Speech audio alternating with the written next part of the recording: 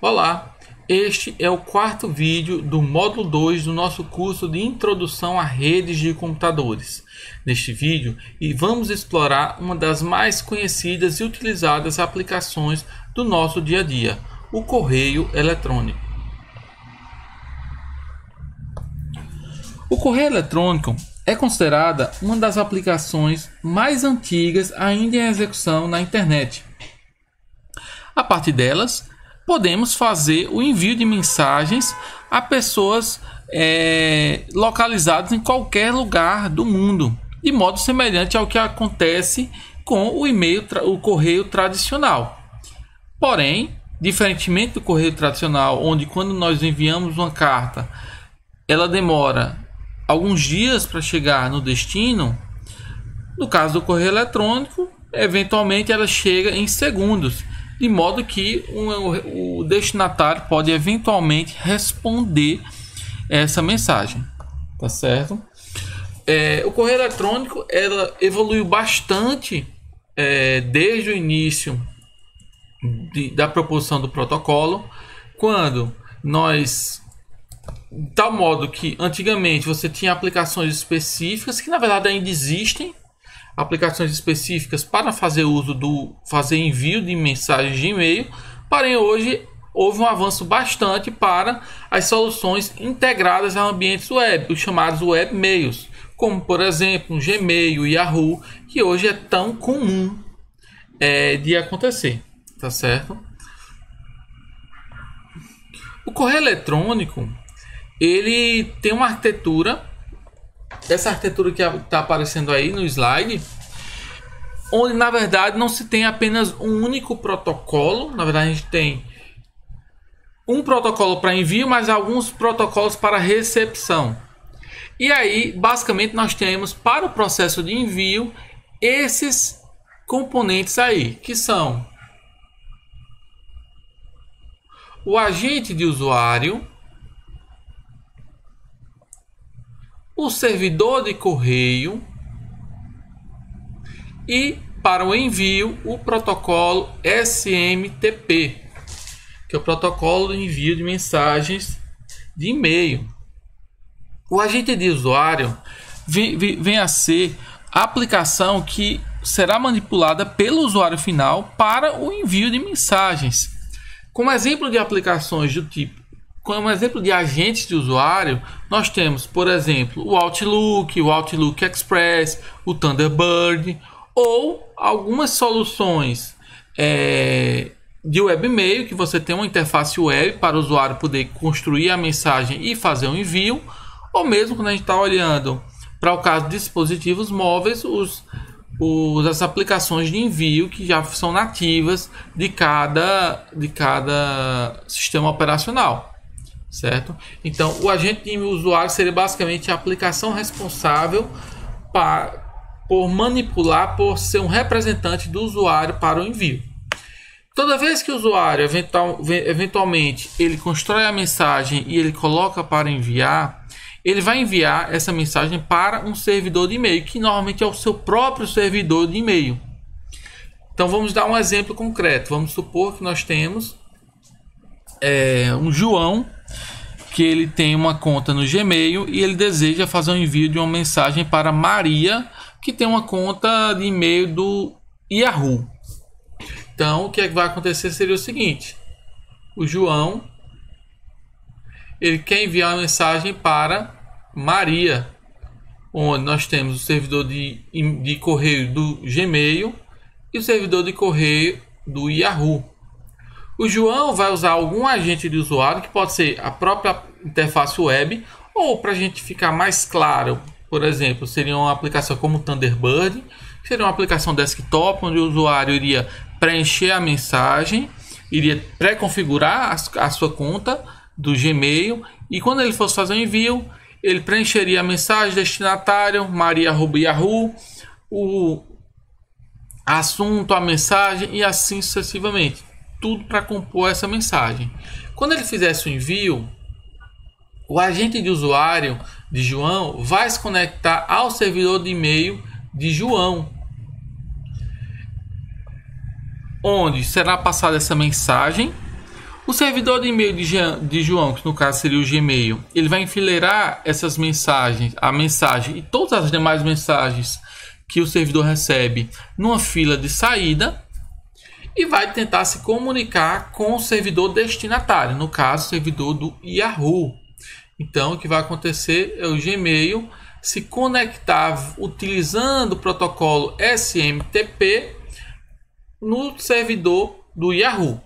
O SMTP, por padrão, ele trabalha na porta 25. E o que vai acontecer é o seguinte: vamos supor que o Yahoo, por alguma instabilidade, ele não esteja disponível. Caso o Gmail ele não consiga fazer essa conexão, ele vai fazer mais algumas tentativas. Se não der certo, ele manda uma mensagem de volta para o João, dizendo que não conseguiu entregar a mensagem. Se por outro lado ele conseguiu entregar essa mensagem, a mensagem ela vai ser posicionada na caixa de entrada de Maria nesse servidor de correio. E aí o que vai acontecer é o seguinte: não é o servidor de correio que entrega ao agente de usuário, é na verdade o agente de usuário que busca essa mensagem. Então você tem um processo de busca e de resposta para o agente de usuário. Então é basicamente esse o fluxo que nós temos aí. Um aspecto interessante relacionado ao correio eletrônico é que o modelo do correio eletrônico é de uma arquitetura cliente-servidor, ou seja, a gente tem o papel do cliente, tem o papel do servidor. Só que o servidor de correio, ele se comporta em alguns momentos como cliente, em outros como servidor. Então, por exemplo, no momento que o servidor de correio está recebendo a mensagem do agente de usuário, ele está se comportando como um servidor, já que ele está lá. É o elemento passivo que está recebendo uma requisição. Por outro lado, a partir do momento que ele tem a mensagem, ele se conecta com o servidor destino. Então, nesse momento, ele está se comportando como se fosse um cliente, enquanto que o servidor destino passa a ser se comportar como um servidor, tá certo? Outro aspecto importante tanto o servidor de origem quanto de destino, ele, do nível de camada de aplicação, eles se conectam diretamente.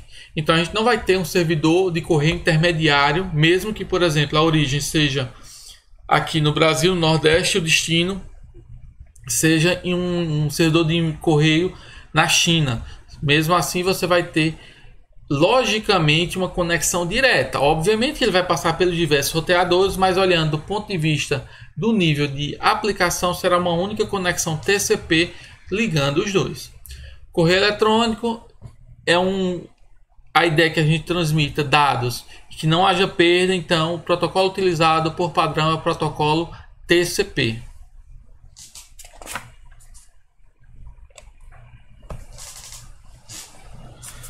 Para que isso possa acontecer, eu já falei que nós temos os agentes de usuário, os servidores são basicamente aplicações, e para o envio nós temos o protocolo SMTP. O protocolo SMTP ele foi definido na RFC 5321 e é uma das RFCs mais antigas definidas. Para vocês terem uma ideia, a RFC original, ou seja, a primeira especificação do protocolo SMTP, ele data de 1982. Então nós estamos quase chegando a 40 anos de idade essa primeira versão. Então, obviamente, por ser tão antigo, ele também tem diversas limitações. Como, por exemplo, o formato das mensagens trocadas é uma mensagem de ASCII de 7 bits. Então, imagine que muitas vezes você quer transmitir textos que têm acentos em outros idiomas, anexos que vai ter fotos, imagens, binários ou diversos, qualquer formato que a gente esteja pensando. O que vai acontecer é, para que esse conteúdo seja transmitido, ele tem que ser convertido para ASCII de 7 bits. E aí, para que isso possa acontecer, segue basicamente um processo semelhante ao que acontece lá no HTTP, onde toda vez que você vai transmitir um binário, você tem que converter ele para uma estrutura textual. Aqui é a mesma coisa. certo? Então toda vez que vamos olhar esse cenário aqui, eu tenho a Alice que ela quer se comunicar com o Bob. A Alice vai ter o agente de usuário dela, que é basicamente uma aplicação que ela vai ter instalada, ou com uma interface web, aí cada caso é um caso. Ela vai preencher as mensagens. Quando ela colocar em enviar, o agente de usuário dela vai se comunicar com o servidor de correio dela, que vai avaliar que essa mensagem é válida, que ela pode enviar, e por sua vez vai encaminhar para o destinatário para fazer o encaminhamento. Finalmente, quando chega no servidor de correio do destino, nós temos, na verdade, um processo de recuperação. O agente de correio de Bob vai solicitar as novas mensagens e vai ter o retorno dessa mensagem. Então sempre vai ter esse fluxo aqui, tá certo? Um detalhe bem interessante: hoje em dia os servidores de correio normalmente eles têm o controle de autenticação, para saber que o usuário que está tentando fazer envio através dele é um usuário autenticado, que está na sua lista de usuários autorizados. Antigamente era muito comum existir servidores do tipo Open Relay, que eram servidores que basicamente não faziam controle do usuário que estava enviando. Como consequência, acontecia o seguinte: o servidor ele simplesmente aceitava conexões de qualquer usuário, fazendo-se passar por qualquer conta. E aí isso seria o prato cheio para você montar, por exemplo, um spam que fizesse distribuição contínua de mensagens. Tá certo? O formato das mensagens do correio eletrônico é bem simples, onde ele vai ter uma estrutura basicamente composta pela origem, quem está enviando, pelo destinatário, um assunto e o corpo do conteúdo, onde o corpo é um texto. Então toda vez que você está enviando um anexo, na verdade aquilo está sendo convertido para um texto que vai ser concatenado no corpo da mensagem. Então basicamente essa é a estrutura. Outro aspecto bem interessante é que esse campo from ele é totalmente desassociado da autenticação. O que eu quero dizer com isso? Vamos supor um cenário em que eu tenho um Open Relay. O servidor de correio eletrônico ele não faz a verificação do usuário autenticado. Esse usuário ele pode preencher que remetente ele queira. Então ele pode eventualmente se passar por outro usuário. Tá certo? Então isso de certo modo é uma fragilidade do protocolo SMTP em si. Isso é algo que o SMTP ele não especifica. Lembre-se que ele tem quase 40 anos. Naquela época a gente não tinha a ideia de segurança relacionada. Tá certo?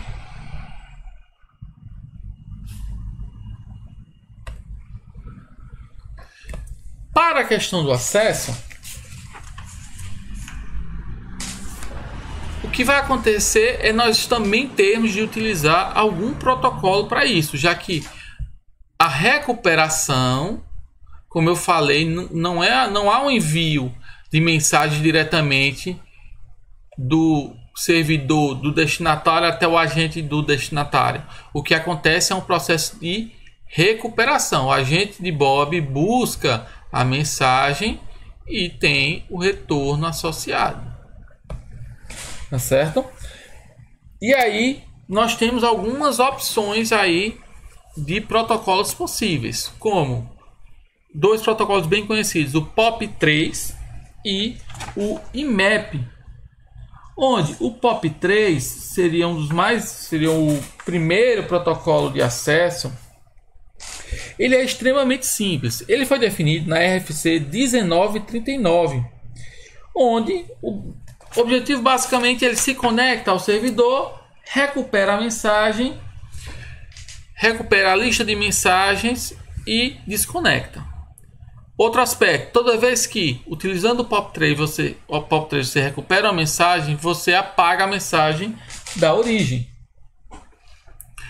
Já no caso do outro protocolo, que é o IMAP, você tem a ideia, ele é muito mais robusto e você tem, por exemplo, a ideia de você recuperar a mensagem e não deletar, de você organizar em pastas, então você consegue eventualmente organizar os teus arquivos, os teus e-mails em diretórios, como acontece muitas vezes lá no Gmail, que você tem aquele conjunto de diretórios organizados, então você consegue buscar, olha, quero buscar e-mails que estão em um dado diretório.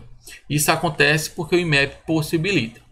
Além desses dois protocolos voltados especificamente para o correio eletrônico, a gente pode ter, claro, aplicações que fazem uso de aplicações web, que vão utilizar, por serem web, vão utilizar o protocolo HTTP para a recuperação dessas mensagens, tá certo?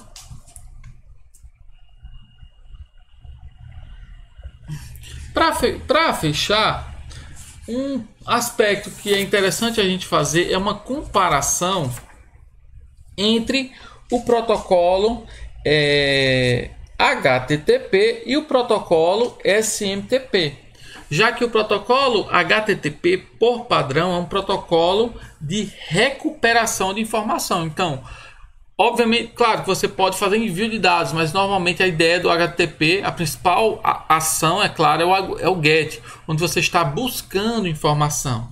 Então, por isso que a gente diz que o HTTP é um protocolo de busca, de recuperação de informações, ou um protocolo do tipo POOL. Já o protocolo SMTP, ele é por natureza um protocolo de envio de informação. Então, ele é um protocolo do tipo PUSH. Push, enviar, pull, recuperar. Tá certo?